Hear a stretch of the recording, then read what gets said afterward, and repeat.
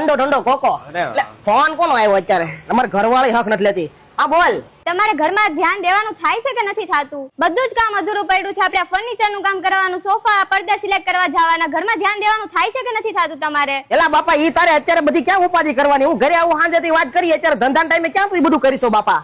હું ભાઈ હું માથાકૂટ છે? અરે માથાકૂટ ની ક્યાં કરું ભાઈ? મારે જો ઘરે અત્યારે ફર્નિચર નું ને સોફા નું બધું કામ કરાવવું છે. હવે ઈ સોફા વાળાને ગોતવા, ફર્નિચર વાળાને ગોતવા, હવે ધંધો કરવો ને કેમ બધું ભેગું કરવું ભાઈ કયો? અરે ભાઈ આપડા અહીંયા બીએમ હાઉસ છે ને, ત્યાં વયો જા, બધું જ થઈ જશે. ટ્રંકી પ્રોજેક્ટ આપી દો, એક નંબર કામ કરી આપશે. એટલે પાછું વિશ્વાસ વાળું કામ છે ને? એક નંબર વિશ્વાસુ કામ છે. હાલો મારા ઘરવાળીને બોલાયેલો છે. હાલો તું બીએમ આપણે હાઉસ છે ને ત્યાં વઈ આય ફટાફટ. હા પછી તો જુઓ ભાઈ, મારી માથા ભારે ઘરવાળીને લઈને હું આવી ગયો 10 વર્ષથી જૂના જાણીતા બીએમ હાઉસમાં. અરે મકાન, ફ્લેટ કે ઓફિસનું ફર્નિચર પ્લાનિંગ સાથે કન્સલ્ટિંગ વર્ક અને ટ્રંકી પ્રોજેક્ટના કામના તો આ લોકો એક્સપર્ટ છે. એમાં પણ રેલવે સ્ટેશનથી લઈ કામરેજ 4 રસ્તા સુધી વયા જાઓ, તમને આવના જેવડી હોલસેલ ડિસ્પ્લે સનમાઇકામાં ક્યાંય જોવા નહીં મળે. એકદમ ટ્રેન્ડિંગ અને યુનિક ડિઝાઇન તમને સનમાઇકામાં જોવા મળી જશે. અરે 67+ પ્રોજેક્ટ હાલ આમના શરૂ છે અને 300+ પ્રોજેક્ટ આમણે સુરતમાં પૂરા કરેલા છે. અરે ભાઈ તમારે પણ તમારા નવા ઘર માટે ફર્નિચર કે સોફા પડદા કે કાંઈ પણ કામ માટે કાંઈ પણ રિક્વાયરમેન્ટ હોય તો જરૂરથી મુલાકાત લેજો બીએમ હાઉસની. એડ્રેસ નંબર જો નીચે આપેલું જ છે મારા ભાઈ.